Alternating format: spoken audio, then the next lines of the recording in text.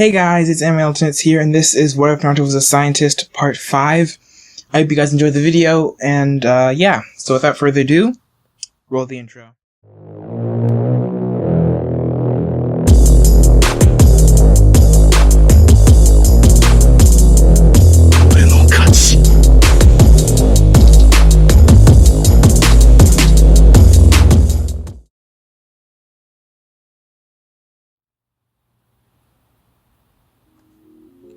So, Naruto, what was that thing you summoned? Kakashi asked before his gaze hardened. Ryuchi Caves on the side of Orochimaru in terms of allegiance, and Ryuchi Caves is the only place where one can get snake summons, or at least a snake summon of that size. Naruto stopped training for a moment and looked at Kakashi, before smiling slightly. Well, what you said is true, Kakashi-sensei. Cleopatra, or any of my other summons aren't from Ryuchi Cave, or rather, they have no ties to it. Cleopatra's egg was indeed from Ryuchi Cave, but I had to do some experiments on her egg before she hatched.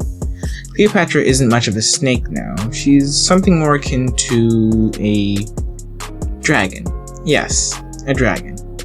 So I don't remember, guys, that Cleopatra basically looks like Manda too, except just without the rattlesnake tail, and she's also a lot smarter. Also, like, the wave arc will be a lot shorter because I don't think it'll have much of an impact on Naruto.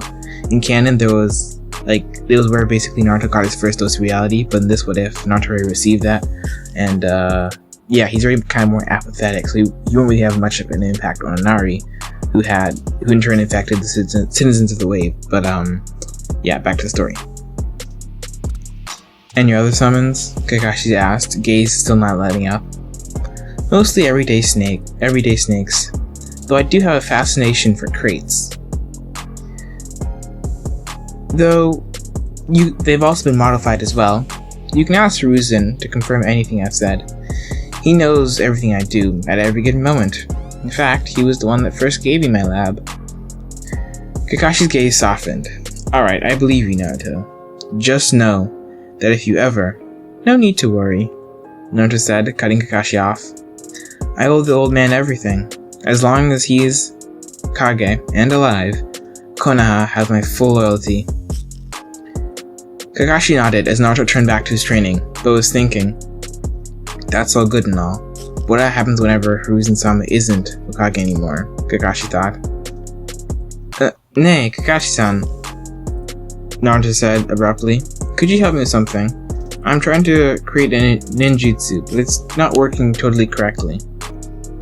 Gaki adopted a thinking pose before replying with a short, but not unkind, sure. Time skip. Bridge. Fight with Hunternin. Naruto stood across from the, now known to be fake, Hunternin. Please don't resist, the fake Hunternin said, flashing through a set of hand seals at a blistering pace. I'd rather not kill you, but I will if I must. I will not fail Zabuza-sama. Then it seems we're at an impasse, Naruto plainly stated, smiling as he went through some hand seals of his own. Horse, ox, snake, dog, tiger. When he finished, the air on the bridge seemed to get noticeably colder. Katon, heat thief. This was the jutsu Naruto had asked Kakashi to help him with. It was designed as an environmental jutsu that sucked up heat from their surroundings and forced into the next jutsu the user performed. If the user performed a wind-style ninjutsu next, the result would be scorching winds. If it was a fire-style jutsu, hotter flames. If it was an earth-style, the earth might be molten rock. And if it was water, it would result in steam. The only type of ninja release that I did not work with was lightning-style releases.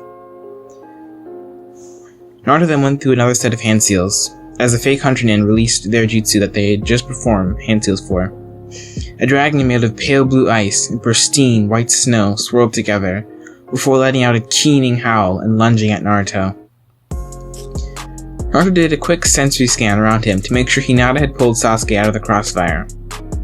Sasuke had taken a beating before Naruto had stepped in. Mentally nodding to himself, Naruto breathed in and felt the familiar warm feeling of the fire-style chakra crawling up his throat. Before it went past his lips, Naruto forced the heat he had stolen from the environment into it.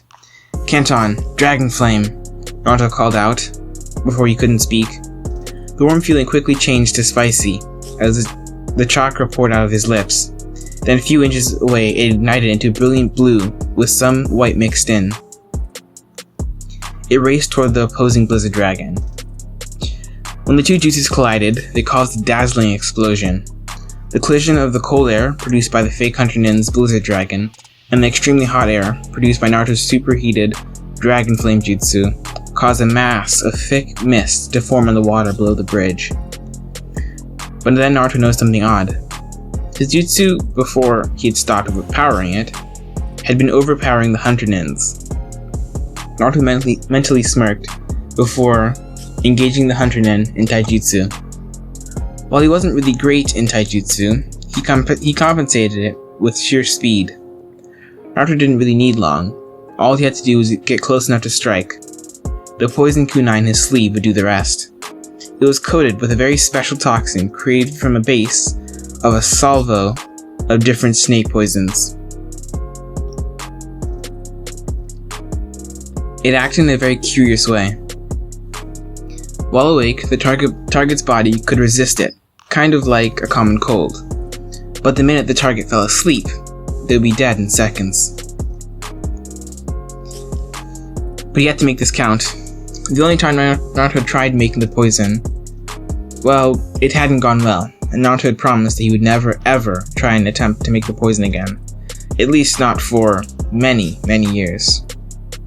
He only managed to save enough poison to cover 2 kunais, one of which was still back at his lab, so he only had 1 shot.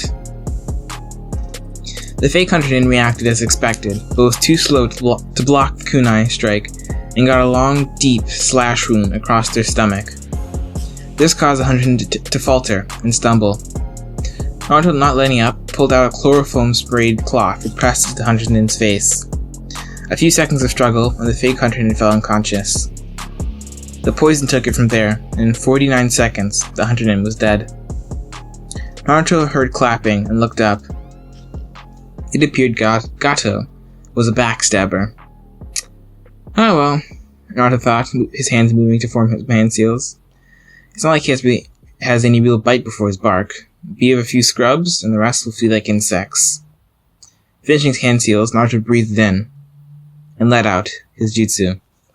Time skip. Start of the second phase of Chunin exam. Naruto sighed as he recalled the first phase of the Chunin exam. It wasn't terribly hard to get through. Of the first 9 questions, Naruto was able to solve 4 of them on his own. From there, the other 5 questions, he was able to easily cheat to get the answers. Ready? Anko's voice boomed through the speakers in a questioning tone. Well, I don't care. Go! All the gates simultaneously opened, and all the participants rushed into the forest. Let's go, Sasuke barked, as Team 7 rushed into the forest. He liked to think of himself as the leader of Team 7. Well, in actuality, it was Naruto. That is, when Kakashi wasn't there. Time skip. 4 hours. Why is it always Team 7? Naruto thought angrily as he was thrown away from Orochimaru and into a tree. Very hard. He heard something crack and idly wondered if it was his rib. Naruto managed to stand, albeit barely. His vision was blurry, but from what he could see, he now had recovered from being thrown into a tree about 5 minutes ago. Sasuke was buried up to his knees, but broke out in a few seconds. How delightful. You're oh so strong, Orochimaru crowed. His face was still half covered by the faces of the other person he had stolen. A grass nin, Naruto idly noted. And you're really creepy, Hinata said, going to the gentle palm stance again. She'd gained a lot of confidence over the past couple of months. Too true, Naruto thought. I want to summon Cleopatra, but the old man did warn me about using her against Orochimaru if I ever met him. After all, I am using Orochimaru's old lab. But I didn't know how true the old man's warning would be. But it's okay. I may not have any other summons, but they wouldn't do me any good anyway. Naruto sighed as he readied his katana, Hibi no Kage. It gave off a slight hum as Naruto channeled chakra through it, and Naruto felt the blade was almost eager, though that was slightly impossible as it was an inanimate object. "I'm afraid our little playtime has come to an end," Orochimaru said in his creepy voice. "But fear not, I'll leave you with a gift." "Whatever you're giving, I don't want it," Naruto thought. Orochimaru disappeared in a blur, then a split second later, Naruto felt an immense force crash into his stomach. He idly noted that Hinata had also fell, just a little after him. Even though he hated Orochimaru for all that he had done to the old man, he had to give him props for managing to strike two targets almost 25 feet apart at almost the exact same time, about within a millisecond. Just as Naruto was about to hit the ground, he saw Orochimaru knock Sasuke down and extend his neck towards him. "A gift," Naruto recalled Orochimaru saying to Sasuke. "I just made progression with Sasuke on his attitude and you're gonna mess it up. Not on my damn watch." In the instant before Naruto hit the ground, he managed to perform a seamless and hand-sealess body switch jutsu. Then the pain came as Orochimaru buried his fangs into Naruto's shoulder. It felt like a bucket of icy water was poured into Naruto's veins.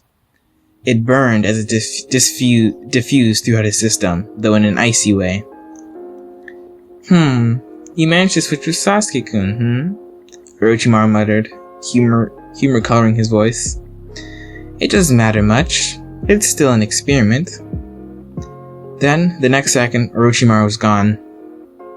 As Naruto's vision started to fade, he thought he heard an enraged roar as another wave of energy crashed throughout his system. But if whatever Orochimaru did to him was like icy water, this new energy felt like molten lava. It dwarfed whatever Orochimaru did and carried a regal yet feral feel to it. And then Naruto blacked out. Naruto was surrounded by darkness. He floated in place, unable to move, unable to speak, and unable to feel anything. Then, in the distance, a lone red eye snapped open. "So, Ninken, admirable that you would take the bite for your friend, but foolish nonetheless," the voice boomed. "However, you are one of my strongest hosts." That's not actually saying much as I've only had 3, but you have much potential. For your age, that is, and the fact that you're a human. Still, it's not time for us to meet formally. Now wake, your team needs you. But don't expect me to help you much in the future. It's a deal, you see. You help me, I help you. So until we meet, you're on your own. Then, Naruto faded from the dark place. Deeper in Naruto's mindscape, and behind bars, the QB stared down at the floor, as the last remnants of a mark made up of 3 tomoe burned away. The QB muttered. "The amount of chakra that I'm able to force through the seal is more than enough to eradicate your influence. You are pathetic, Orochimaru." On Naruto's shoulder, the 3 tomoe seal that was also inscribed in deep within his mindscape also burned away until nothing was left. Time skip. Naruto groaned as he stood up. Hinata and Sasuke were already up, and it appeared as though someone had tried to attack their whole team while he was unconscious. "Naruto," Hinata said, holding up the Earth Scroll. "We have both scrolls, let's get to the tower now." "I think not," a raspy voice called out. Then 3 raggedy-looking ninja with sound headbands walked out of the bushes. Naruto's normally impassive face split with a smirk that quickly wiped the smug faces off the sound in faces. Cleopatra had been getting antsy to fight again, after the brief battles they had had in the Land of Waves. This was the perfect time. Blurring through hand seals, Naruto placed his hand on the ground. It bulged as Cleopatra appeared below ground, though out of sight from everyone above the ground. "Combination style. Subterranean assault," Naruto uttered as Cleopatra burrowed after her now identified prey. Time skip. 4 days. the preliminary tuning exam matches. Next fight, Haite called Hinata Hyuga versus Neji Hyuga. Naruto's fight had already come and gone in a flash. His opponent had been Kurenai's student, Kiba Inuzuka, and it had been clear that Kurenai had not trained her students in tracking the actual offense. But then again, it wasn't really her fault. Kurenai's team was a tracking and information gathering team, while Team 7 was a rapid response and a heavy assault team. Kiba had been quickly put down for all his bark. It appeared he did not have much bite. It's finally time, Hinata, Naruto thought. Show them what you're capable of. And please don't tell me I wasted my time. Perspective switch. Hinata's perspective. When the fight started, Neji attempted to start monologuing, but Hinata quickly initiated an assault, which stopped him in his tracks. I will win this, Hinata mentally shouted. Neji scoffed and started returning Hinata's attacks blow for blow. This continued on for a couple more minutes before Neji started to get the upper hand. A few more seconds and Hinata was sent backwards by an especially powerful palm strike. I was starting to think you weren't weak anymore, Hinata-san, Neji said condescendingly. A sneer painted across his face. But it seems I was wrong. Hinata struggled to her feet. Her forehead was bleeding. She assumed a strange stance. Arms in front of her horizontally. The left one was slightly bent, while both hands were bent in a claw-like shape. Blue wisps of Hinata's chakra floated off her skin. It was so dense that it was now visible, before it condensing even further into a shape of a lion around her. Flashback, a couple months ago. Team 7 training. Naruto, Hinata said, as she walked over to him. As of late, Hinata viewed Team 7 as a sort of family, especially as her actual family was quite apathetic. Naruto was like an older brother. I think I made some progress. Oh, and side note, this what if, guys, so I did a poll a while ago, and the results were that Karen was going to be pairing, so I had to, find a way to, I set up so that either Hinata or Karen could be the main pairing, or the pairing, but, you guys voted on Karen, so I had to find a way to kind of, not break the relation, but change the relationship between Naruto and Hinata. But yeah, so in the upcoming ones, Karen will probably get some more focus. But yeah, back to the story. Naruto had been helping Hinata create an ace move, something that could change the tide of battle in her favor, sort of like Kakashi Sensei's Raikiri. Naruto didn't have one, as he usually just summoned Cleopatra to aid him in battle. Okay, Naruto said, standing up, and Hinata idly noticed there were sparks of electricity jumping between his fingers. He must have been practicing Raiton-style jutsu. Show me. Hinata nodded as she moved her arms out horizontally. Her left one was slightly bent backwards, so that her right arm was slightly more forward, while both hands were bent in a claw-like shape. Hinata's right foot was slightly slightly further forward than her left. Hinata's hair then started to rising as a faint outline of a lion appeared around her. It appeared to be standing on its hind legs, and it was fully colored. Hinata's arms were where the front legs were, and as she moved her fingers, the claws of the lion moved as well. Naruto raised his eyebrows, impressed. Ah, Naruto said, "You're using a minor genjutsu to make the chakra surrounding you appear like a lion." So, what are you gonna call it? Naruto asked. I'm gonna call it, Hinata said. Flashback end. 8 trigrams, gentle lion, Hinata said, as she tensed before exploding forward. To most people except the Jonin, she looked like a blur of motion. I can only keep this up for 39 seconds, so I have to make this count, Hinata thought, as she appeared right in front of Neji. One thing about dojutsu that Hinata had learned was that there was always a way around the increased reaction time the dojutsu provided. For the Sharingan, it provided increased perception, which allowed the user more time to dodge. as they could almost predict where an attack was going to come from. But if the user wasn't fast enough, sure they could see an attack coming, but they couldn't dodge. Hinata had observed this enough times as Naruto beat Sasuke into the ground, time and time again. With the Byakugan, they didn't gain enhanced perception. Instead, they were able to see an attack almost as soon as it launched, with almost perfect 360-degree vision. This allowed the Byakugan to be able to note an attack as soon as it was launched. This usually meant that being faster than the Byakugan user wasn't a problem, but if the person was close enough to them and fast enough, a Byakugan user would quickly be overwhelmed, something that Hinata was currently capitalizing on. Neji didn't have time to react as Hinata disappeared and reappeared in front of him before slashing at him. The claws made purely out of chakra that surrounded her fingers slashed into Neji's chest and threw him back into a wall, rendering him unconscious. Neji Hyuga is unable to battle. Hinata Hyuga is the winner, Hayate called. I did it, Hinata thought as she fell forward, falling unconscious.